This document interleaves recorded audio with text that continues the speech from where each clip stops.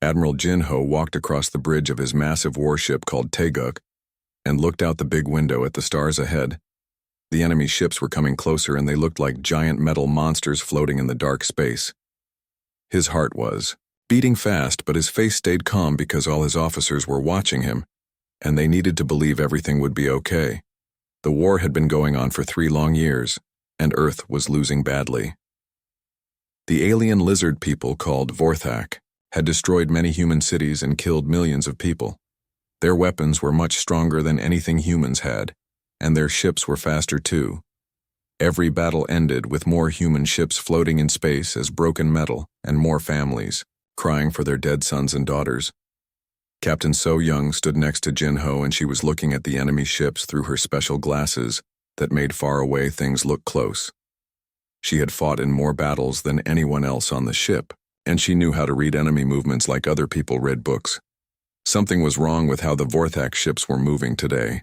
They were being too careful and staying in perfect lines like they were going to a parade instead of a battle down. In the science room, Dr. Hyojin was working at her computer and reading the messages that human spies had stolen from the enemy. The Vorthak language was very hard to understand because they used pictures and sounds together in ways that made no sense to human brains. She had been studying their words for months and found some phrases that kept showing up again and again. The most scary one was something that meant the great killing time. The peace talks had been the idea of the Vorthak, leaders who sent a message to Earth saying they were tired of fighting and wanted to make a deal. The human government was so happy to hear this because the people on Earth were getting angry about losing the war and wanted their leaders to do something. Ambassador Taemin had been chosen to speak for all humans, and he was very excited about the chance to end the fighting. The meeting place was a space station that floated between the stars where neither side had control. It was supposed to be neutral ground where both humans and Vorthak could talk safely, without worrying about being attacked. The station was big and shiny, and looked like a giant metal flower with silver petals that reflected the light from nearby stars. Jinho had been ordered to bring his fleet to protect the human negotiators, but something felt wrong about the whole situation. The Vorthak had been winning every fight for months, and pushing human forces back toward Earth. Why would they suddenly want peace when they were so close to total victory? It was like a hungry wolf stopping to talk when it had already cornered a sheep. So Young came over to Jinho and whispered in his ear about what she was seeing through her glasses. The Vorthak ships were moving into positions that looked like they were protecting the space station, but she had studied enough battles to know what a trap looked like when she saw one. The enemy ships could surround the station completely in just a few minutes. If they wanted to, Dr. Hee-jin left her computer and ran up to the bridge with papers in her hands. She had found something terrible in the stolen messages. The Vorthak had been planning this meeting for a very long time, and they had been studying humans for years before the war even started. They knew everything about human cities and weapons and how many people lived on each planet. This was not a peace meeting at all. Ambassador Tai Min was already on the space station getting ready for the talks. He had brought a team of the smartest humans who knew about making deals and writing agreements. They all believed they were about to save humanity from destruction and end the terrible war that had killed so many people. The ambassador had even practiced his speech about peace and friendship between different species. The space station had rooms full of computers and translation machines so that humans and Vorthak could understand each other during the talks. There were also cameras that would broadcast the peace ceremony to every human world, so people could see their leaders making the deal that would save them. The station workers had decorated the meeting room with flowers and colorful banners from both species. Jinho watched the enemy fleet through the big window and counted their ships. There were 3 times as many Vorthak vessels as human ones, and they all had the newest weapons that could destroy a planet if they worked together. The human ships were older, and many of them had been damaged in earlier battles and fixed with whatever spare parts they could find. So Young was using her computer to study the way the Vorthak ships were arranged around the space station. She had seen this pattern before in old military books about famous battles where one army had trapped another army by pretending to be friendly. The enemy ships looked like they were protecting the station, but they were actually in perfect position to attack any human ship that tried to leave. Dr. Hye-jin kept reading the stolen messages and found more scary information. The Vorthak had detailed maps of every human city, and they knew exactly where the most important buildings were located. They also had lists of human leaders and scientists and military officers with pictures and information about their families. This level of planning meant they had been preparing for something much bigger than just a peace meeting. The human ships slowly moved closer to the space station, and Jin-Ho could see the lights in the windows where diplomats were getting ready to make history. Ambassador Tai Min sent a message saying everything was going well, and the Vorthak seemed very interested in making a fair deal. The enemy negotiators had even brought gifts for the human team, including beautiful crystals and artwork from their home planet. But Jin-Ho had been a military officer for 30 years, and he had learned to trust his instincts when something felt wrong. The way the Vorthak had suddenly offered peace talks reminded him of stories his grandfather told about hunters who used fake bird calls to trick real birds into flying toward their nets. The Vorthak were predators, and predators did not just stop hunting when their prey was weakest. So Young came back with more observations about the enemy fleet positions. She had noticed that the Vorthak ships all had their main weapons pointing toward the space station instead of outward toward potential threats. This meant they were not really protecting the station. They were getting ready to destroy it along with everyone inside. The trap was almost ready to spring, and the humans were walking right into it, as the human delegation prepared for the most important meeting in their species' history. None of them suspected that they were about to become victims of the greatest betrayal in the history of the galaxy. The Vorthak had not come to make peace. They had come to finish what they started, and they planned to do it in a way that would break human spirits forever. Inside the big meeting room of the space station, Ambassador Tai Min sat across from the Vorthak leaders at a long table made of smooth white stone. The room was huge with tall windows that showed the stars outside and holographic displays that translated every word from one language to another. The Vorthak delegation looked like giant lizards wearing fancy robes, and their yellow eyes never blinked as they stared at the humans. General Kithvar was the leader of all Vorthak military forces, and he spoke perfect English in a voice that sounded like rocks grinding together. His skin was dark green with black stripes, and when he talked, his forked tongue flicked out between sharp teeth. He smiled often, but it was the kind of smile that made humans feel like small animals being watched by a hungry snake. The peace treaty papers were spread across the table, and they looked very official with gold writing and important seals from both governments. At first glance, the terms seemed fair to humans. Earth would keep control of their home star system, and human ships could still travel through space to trade with other worlds. The Vorthak would even share some of their advanced technology to help humans build better cities and cure diseases. But Captain So Young was watching the Vorthak faces very carefully during the negotiations, and she noticed things that worried her. The alien leaders never looked surprised when humans mentioned their military strength or population, numbers. It was like they already knew everything about humanity down to the smallest details. When Ambassador Tai Min talked about human colonies, the Vorthak nodded like they were hearing old information instead of secret military data. Dr. Hyejin was supposed to be helping with the language translation computers, but she was actually using her access to explore the space station computer systems. She found files hidden deep in the memory banks that made her blood turn cold. These were not normal diplomatic records, but detailed studies of human biology that went back decades. The Vorthak had been watching humanity since before first contact and learning everything about how human bodies worked. The files contained information about human DNA and brain chemistry, and even how human babies developed inside their mothers. There were maps of human cities with notes about where the most people lived and worked. There were lists of human foods and medicines and weapons with detailed analysis of their strengths and weaknesses. The Vorthak knew more about humans than humans knew about themselves. So Young sent secret messages to Admiral Jin-Ho using their private communication channel.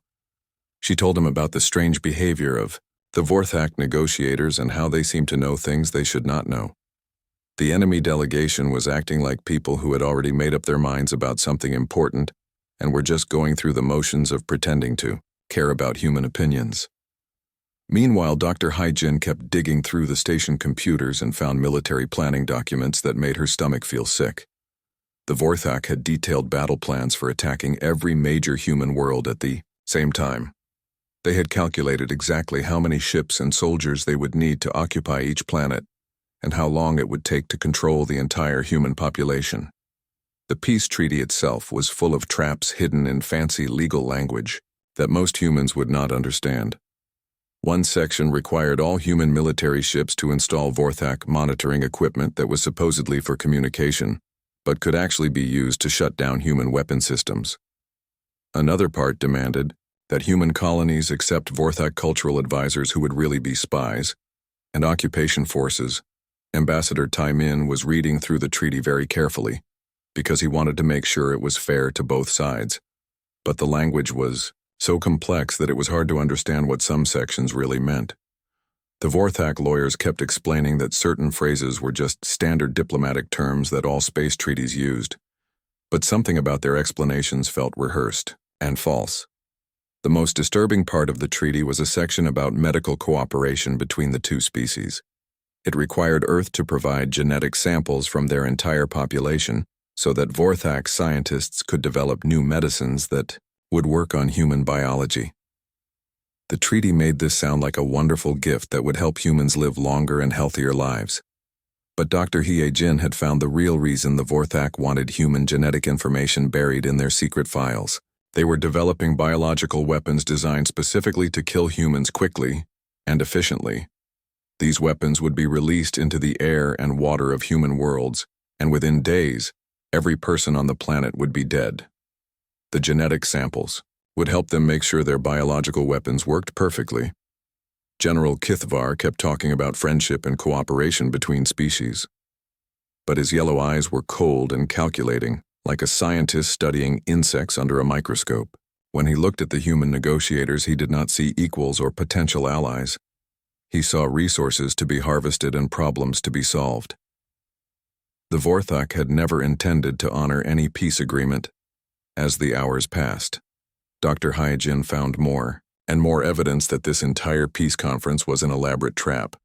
The Vorthak had spent years planning every detail of how to get human leaders into one place where they could be captured or killed. The space station itself was equipped with hidden weapons and security systems that could lock down the entire facility in seconds. The treaty signing ceremony was scheduled to happen in just a few hours, and all the preparations were being made. Cameras were being set up to broadcast the historic moment to every human world, and journalists were writing stories about the end of the terrible war. Ambassador Tai Min was practicing his speech about peace and hope, while his staff prepared the official documents. So Young noticed that the Vorthak delegation kept checking small devices that looked like watches but were probably military communicators. They were coordinating with their fleet outside and getting ready for something big. The alien officers were trying to hide their excitement, but she could see it in the way they moved and looked at each other. Dr. Hye-jin finally found the most terrifying file of all, hidden in the deepest part of the station computers. It was called Operation Final Harvest, and it contained a complete timeline for the destruction of humanity. The peace treaty signing was just the signal for Vorthak fleets throughout the galaxy to begin simultaneous attacks on every human world. Within hours of the ceremony, billions of people would be dead and human civilization would be nothing but a memory. She ran from the computer room toward the negotiation chamber, knowing that she had to warn everyone before it was too late. The Vorthak had been planning genocide on a scale that had never been seen before, and they were using the peace talks to make sure all human leaders would be in one place. When the killing started, Ambassador Tai Min was just reaching for the pen to sign the treaty when Dr. Hye-jin burst through the doors of the meeting room with her evidence. The room erupted into chaos as she showed everyone the secret files and explained what they meant. The humans realized they had been walking into the most elaborate trap in galactic history. General Kithvar dropped his fake friendly mask and his face twisted into an expression of pure hatred. His forked tongue flicked out as he hissed with anger that the humans had discovered his plan too soon. He activated a signal device that sent a message to the Vorthak fleet outside telling them to begin the attack immediately. The space station shook as the Vorthak ships powered up their weapons and prepared to destroy the facility along with everyone inside. The trap had been sprung, but now the aliens would have to settle for killing the human leadership instead of capturing them alive. The great betrayal had begun, and it looked like humanity was doomed. Admiral Jin Ho smiled grimly as the Vorthak ships began powering up their weapons, because he had been expecting this moment for months. The peace talks had always felt like a trap to his experienced military mind, so he had spent the last 3 months preparing for the worst-case scenario. What the lizard aliens did not know was that humanity had its own secret plan called Protocol 7, and it was about to change everything. 3 months earlier, when the Vorthak first offered peace negotiations, Jin Ho had gone to the secret military bunkers deep under the mountains of Earth. There he met with the smartest human scientists and engineers who had been working on weapons so advanced that even most government leaders did not know they existed. These weapons were based on technology found in ancient alien ruins that humans had discovered decades ago, but kept completely secret. Captain So Young had not just been watching the enemy during the negotiations, she had been part of a carefully planned mission to prepare the space station for what was coming. Every time she walked through the station corridors, she was secretly placing small devices that looked like normal maintenance equipment, but were actually quantum targeting beacons that would guide humanity's secret weapons with perfect accuracy. The devices were so small that they could fit in the palm of her hand, and they were designed to look exactly like standard space station repair tools. The Vorthak security guards had watched her work, but never suspected that she was actually installing the targeting system for the most powerful weapons humanity had ever built. Her engineering background made it easy for her to blend in with the station maintenance crew's doctor. Hee-Jin had been doing more than just discovering Vorthak plans during her computer work. She had also been uploading a special virus into the station systems that would spread to any Vorthak ship that connected to the station's communication network. This virus was not just any computer program but a quantum encrypted weapon, designed specifically to attack the cybernetic implants that all Vorthak military officers had in their brains. The virus had taken years to develop and was based on detailed studies of captured Vorthak technology. Human programmers had worked day and night to create a digital weapon that could turn the aliens' advanced neural interfaces against them. The virus would make their own computer-enhanced brains malfunction and cause their ship systems to receive random commands that would create chaos in their fleet. Jin Ho had known about the Vorthak trap from the beginning because human intelligence agents had been intercepting enemy communications for months. The peace talks were obviously fake, but they also presented the perfect opportunity to lure the entire Vorthak fleet into one location where humanity's secret weapons could destroy them all at once. Instead of falling into the alien trap, the humans were using it as bait for their own much larger trap. Throughout human-controlled space, there were installations that looked like ordinary mining operations and scientific research stations, but were actually the most powerful military weapons ever, constructed by any species. These weapons had been built in complete secrecy over many years, using technology that humanity had reverse-engineered from ancient alien artifacts found in dead civilizations.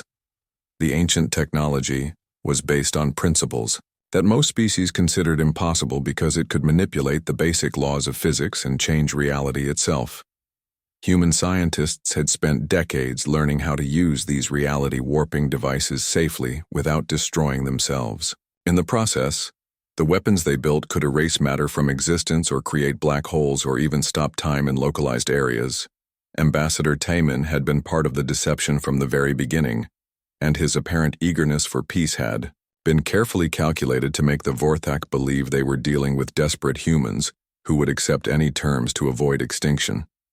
His diplomatic training included advanced acting techniques that allowed him to appear genuinely hopeful about peace while knowing the entire time that the talks were a setup. The treaty documents that Taemin had been preparing to sign were not just legal agreements, but also contained hidden quantum encrypted commands that would activate additional weapon systems throughout Vorthak space if the aliens had somehow managed to avoid the initial trap. Human agents had spent years infiltrating Vorthak territory and placing weapons disguised as innocent trade goods and diplomatic gifts. As the Vorthak fleet moved into attack formation around the space station, Jin Ho spoke one word into his secure communicator: execute. And throughout the galaxy, human weapons that had been waiting in hiding for months suddenly came to life. The installations that looked like mining operations revealed massive energy cannons that could destroy entire fleets with single shots. The first sign that something was wrong came when Vorthak's ship computers started showing impossible readings and contradictory information. The virus that Dr. Hyojin had planted was spreading through their communication networks faster than their technicians could stop it. Ship commanders found their tactical displays showing their own vessels as enemy targets and their navigation systems pointing in completely random directions. Captain So-young watched through the station windows as the targeting beacons she had placed began glowing with soft blue light that was invisible to Vorthak eyes but could be seen clearly by human sensors. The beacons were sending precise coordinate information to weapons platforms hidden throughout the star system and calculating the exact trajectory needed to hit each enemy ship. The quantum virus was working exactly as designed. By attacking the neural implants that Vorthak military officers use to control their ships directly with their thoughts. Instead of enhancing their capabilities, the cybernetic devices were now feeding false information into their brains and making them issue contradictory orders to their crews. The highly disciplined Vorthak fleet was rapidly descending into chaos. Jin-ho had positioned his human fleet in what appeared to be a defensive formation around the space station, but was actually a carefully planned arrangement that would allow the hidden weapons to fire without hitting any human ships.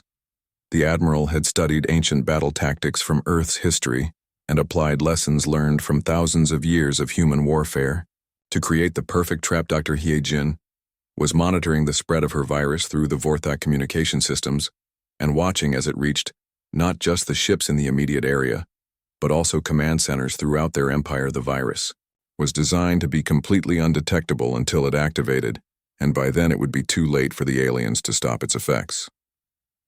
The Vorthak technological superiority was being turned into their greatest weakness. The space station itself had been modified during the peace negotiations with hidden shield generators and weapon systems that made it much more than just a neutral meeting place.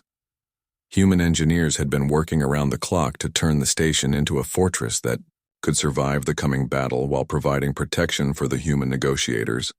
Inside Ambassador Tai-min was no longer pretending to be shocked by the Vorthak betrayal, and his diplomatic mask had been replaced by the cold smile of someone who had been planning this moment for months.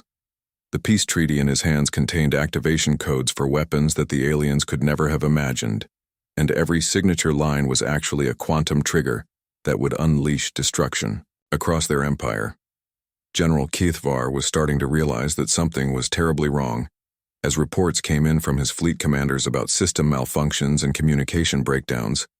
His carefully planned trap was falling apart, and the humans who were supposed to be helpless victims were looking far too confident for people who should be terrified of imminent death. The reality-warping weapons that humanity had kept secret for decades were about to be revealed to the galaxy, and the Vorthak Empire was going to learn why humans had survived every extinction event in their planet's history. From the depths of space, ancient human weapons that should not exist were powering up to defend their creators and show the universe what happened when someone tried to extinct humanity. The first reality cannon fired from a hidden platform deep in the asteroid belt, and when its beam struck the Vorthak flagship, something impossible happened. Space itself seemed to scream as the massive alien warship did not just explode or break apart but simply cease to exist in any way that made sense. The ship vanished so completely that the other Vorthak vessels momentarily forgot it had ever been there at all. Admiral Jin-ho watched from his bridge as the enemy formation collapsed into confusion, because their command ship had been erased from reality so thoroughly that their tactical computers could not understand what had happened. The remaining Vorthak ships tried to maintain their attack patterns but kept drifting out of position as their navigation systems searched for a flagship that no longer existed in this universe or any other. Captain So-young pressed her face against the observation window as more weapons platforms throughout the star system revealed themselves by dropping their disguises and powering up weapons that defied every known law of physics. One platform that had looked like an ordinary asteroid suddenly unfolded into a massive structure covered with glowing energy projectors that made the space around them bend and twist in impossible ways. The second reality weapon fired and created a gravity well so intense that it crushed 3 Vorthak destroyers into a point smaller than an atom while their crews were still trying to figure out what was happening to their ships. The other alien vessels tried to escape the artificial black hole, but found their engines could not overcome the warped space that was pulling them toward destruction. Dr. Hee-jin was monitoring her virus as it spread through the Vorthak communication networks and reached their home planets, where it began turning their own defense systems against them. On the Vorthak capital world, orbital weapons platforms that were supposed to protect the planet from invasion suddenly started firing on the cities below, while their operators watched in horror as their own hands moved against their will. Another hidden platform opened dimensional rifts that swallowed entire squadrons of Vorthak ships and sent them to empty universes where they would drift forever through endless void with no stars or planets, or hope of ever returning home. The alien crews had just enough time to realize what was happening before they found themselves alone in realities where nothing else had ever existed. The most terrifying weapons simply stopped time around groups of enemy ships, leaving them frozen in space like insects, trapped in amber that would remain motionless for millions of years while the universe continued around them. The Vorthak crews inside were still alive but could not move or think or even blink, as they became permanent monuments to the folly of attacking humanity. Jin-ho had equipped every human ship with quantum broadcasting, arrays that projected information directly into Vorthak minds, but instead of sending threats or demands, the broadcasts contained the complete military history of humanity. In seconds, the alien commanders experienced every battle their species had ever fought, from ancient wars with spears and arrows to space conflicts with weapons that could destroy worlds. The Vorthak military leaders suddenly understood that they were not fighting against a young species that had only recently learned to travel between stars, but against the descendants of creatures who had been perfecting warfare for millions of years. Humanity had survived ice ages and asteroid impacts and plagues and nuclear wars and every other disaster that could befall. A civilization General Kithvar felt the human military memories flooding into his cybernetically enhanced brain, and saw images of human soldiers fighting in conditions that would kill most other species. He watched humans continue battling even when outnumbered and outgunned and wounded and starving, because giving up was simply not part of their nature. The peace-loving diplomats he thought he was trapping were actually members of the most dangerous species in the galaxy. Captain So Young watched as more Vorthak ships fell victim to weapons that should not exist according to any scientific theory she had ever studied. Some ships were turned inside out, so that their hulls became their interiors, and their crews found themselves floating in the vacuum of space while still inside what used to be protective metal walls. The quantum virus had reached the Vorthak military academies, where it took control of training simulators and began showing young alien officers exactly how humans fought their wars.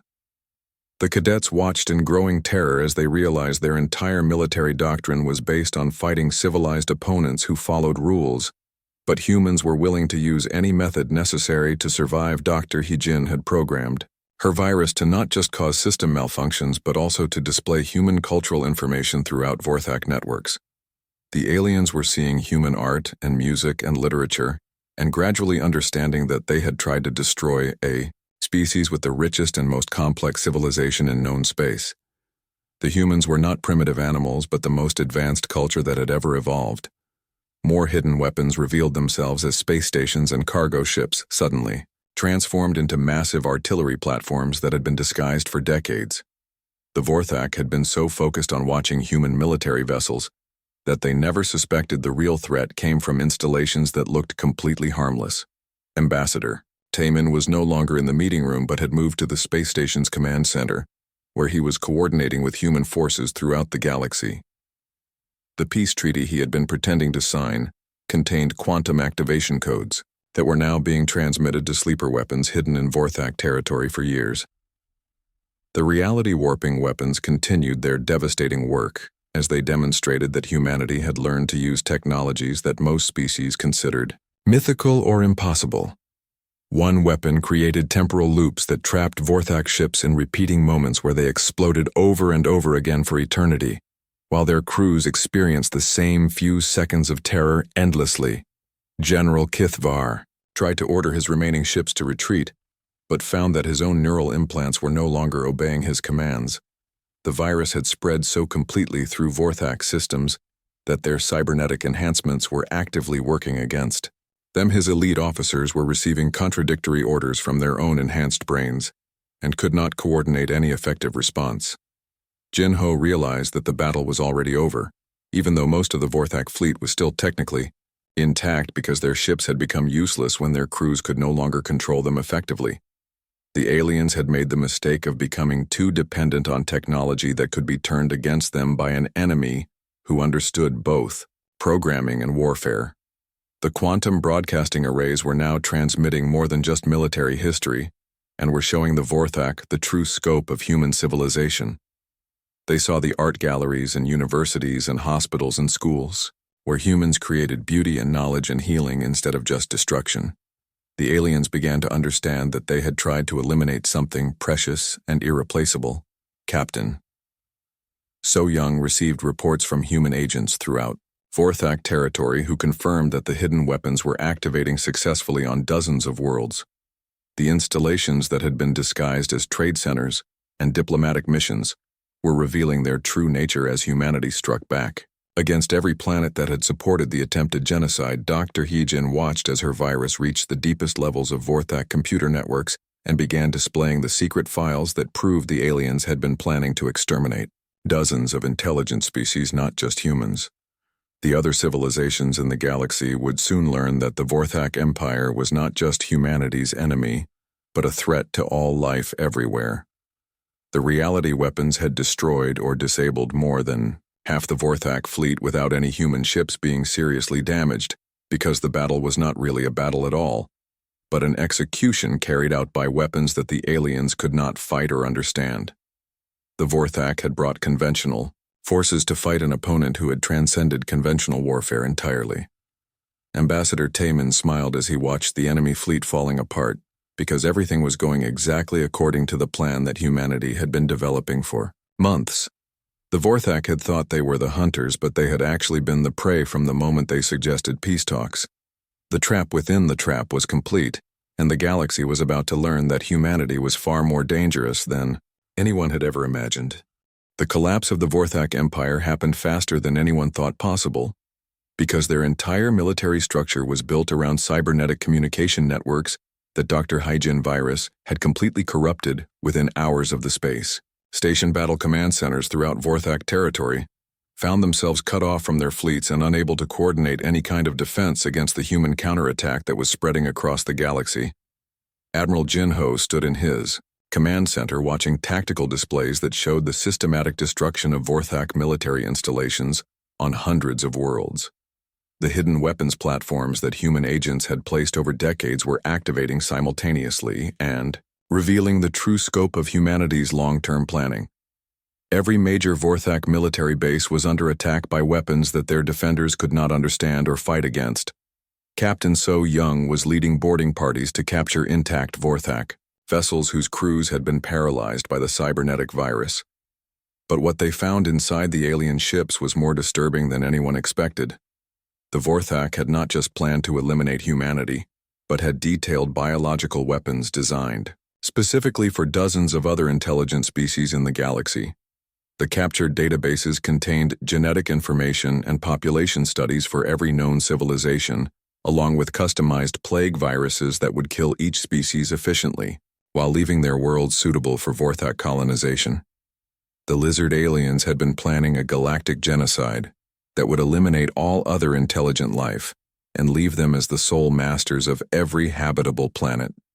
Dr. Heejin worked frantically to decode the massive amount of information stored in Vorthak computer systems and discovered that the aliens themselves were not the ultimate source of this genocidal plan. They had been influenced by something much older and more dangerous that had been manipulating galactic civilizations for millions of years. The quantum broadcasting arrays that had been transmitting human military history to Vorthak minds were now sending different messages that showed possible futures, where the two species could coexist peacefully. These were not threats or ultimatums, but genuine invitations for the surviving Vorthak to choose a different path before their entire civilization was destroyed. On the Vorthak homeworld, panic was spreading as their own orbital defense platforms continued bombarding their cities under the control of the human virus. Military commanders who had spent their careers planning the conquest of other worlds now found themselves helpless as their own weapons turned against them. The hunter species was experiencing the terror they had inflicted on countless other civilizations. General Kithvar was trapped in the space station meeting room watching reports of his empire's destruction on the communication screens. His neural implants were feeding him false information that made it impossible for him to understand what was really happening, but he could see enough to know that everything he had worked for was falling apart. The reality, warping weapons continued their devastating work throughout Vorthak space, but they were not just destroying things randomly. Instead, they were carefully targeting military installations while leaving civilian populations mostly unharmed. Humanity was demonstrating that they could end the Vorthak Empire without becoming genocidal monsters themselves. Jinho received reports from human intelligence agents who had been deep undercover in Vorthak society for years. These agents had been slowly working their way into positions where they could access the most sensitive information about alien military capabilities, and they had discovered something that changed everything about the conflict. The Vorthak were not an ancient evil species that had always been aggressive conquerors, but had originally been peaceful traders and explorers who had been gradually corrupted by the influence of ancient machines that existed in the space between galaxies. These machines had been manipulating multiple civilizations for eons and using them as tools to eliminate other intelligent species. Captain So Young found evidence of this manipulation in the captured Vorthak ships, where she discovered communication devices that were not built using any known technology. The devices appeared to be receiving signals from sources so far away that the messages had been traveling through space for millions of years before reaching their destinations. The ancient machines that were controlling the Vorthak had been playing a long game that spanned geological time periods by slowly influencing different species to become aggressive and expansionist. The goal was to have all intelligent life in the galaxy destroy itself through endless warfare. While the machines waited safely in the void between star systems, Dr. Hyejin realized that her virus had accidentally severed the connection between the Vorthak and their ancient manipulators, which explained why some alien commanders were suddenly acting confused and disoriented as if they were waking up from a long dream. The cybernetic implants that made Vorthak military officers so effective were actually receiving control signals from the ancient machines Ambassador Tai Min was coordinating. With the few Vorthak leaders who had been freed from the ancient influence and were willing to cooperate with humanity, these aliens were horrified to learn what they had been doing under external control and wanted to help prevent other species from falling victim to the same manipulation. The space battle was essentially over because the remaining Vorthak ships were either destroyed, disabled, or had surrendered, but the larger conflict against the ancient machines was just beginning. Humanity had won this engagement, but they had also revealed themselves as a threat to entities that had been controlling galactic evolution for millions of years. Jinho understood that the victory against the Vorthak was only the first step in a much larger war against an enemy that was older and more powerful than any civilization in recorded history. The ancient machines would not ignore the destruction of their Vorthak tools and would eventually send other manipulated species to attack humanity. Quantum broadcasts were now being transmitted to every intelligent species in the galaxy, warning them about the ancient machines and explaining how to recognize and resist their influence. Humanity was sharing information that could save entire civilizations from being turned into weapons against their own neighbors. Captain So Young was studying the alien communication devices and trying to understand how the ancient machines had maintained control over the Vorthak for so long. The technology was based on principles that human science barely understood, but it appeared to work by gradually altering brain chemistry over generations, until an entire species became naturally aggressive and expansionist. Dr. Hyejin had created a new version of her virus that could detect and block the ancient machine signals, which meant that other species could be freed from manipulation if they were willing to accept human help. The virus would need to be customized for each species' biology, but the basic principles were the same. 3 months after the battle, representatives from dozens of species gathered at the same station where the Vorthak had attempted to spring their trap. But this time the negotiations were genuine. Humanity had shared the evidence they found about the ancient manipulator machines, and every civilization in the galaxy now understood they faced a common threat far greater than their petty territorial disputes. Admiral Jinho stood before the assembled delegates, no longer the desperate, commander who had arrived here months earlier. The reality-warping weapons humanity had revealed changed everything about galactic power structures. But instead of using this advantage to dominate other species, humans had made an unprecedented offer. They would share their advanced technology freely with any civilization willing to join a new alliance dedicated to finding and stopping the ancient machines. Captain So Young had been promoted to lead the new Galactic Defense Initiative, a joint military force with representatives from every major species. The Vorthak, humbled by their defeat and freed from the ancient machines' influence, had become some of humanity's strongest allies. General Kithvar himself now served as a strategic advisor, his intimate knowledge of manipulation tactics proving invaluable in identifying other civilizations that might be under ancient machine control. Dr. Hyojin's virus had evolved beyond its original military purpose.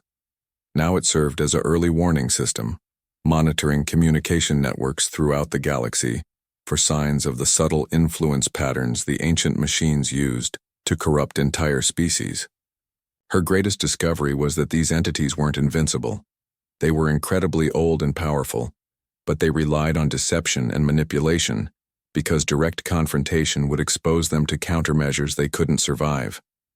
Ambassador Taman had been elected as the first Secretary General of the new Galactic Alliance. His performance during the fake peace negotiations had impressed representatives from multiple species, demonstrating that humanity possessed not just superior weapons, but the wisdom to use them responsibly. The treaty he now proposed wasn't about surrender or domination. It was about cooperation between equals working toward a shared goal of survival and freedom. As the ceremony concluded and representatives returned to their homeworlds, Jinho remained on the station, looking out at the stars with new understanding. Humanity had always assumed they were alone in the universe, struggling against hostile aliens who wanted to destroy them. The truth was far more complex and ultimately more hopeful. They were part of a vast community of intelligent life, all fighting against the same ancient enemy that had been manipulating galactic history for eons. The peace treaty had indeed been a trap, but humanity's response had transformed it into the foundation for something unprecedented, a truly united galaxy standing together against the darkness between the stars.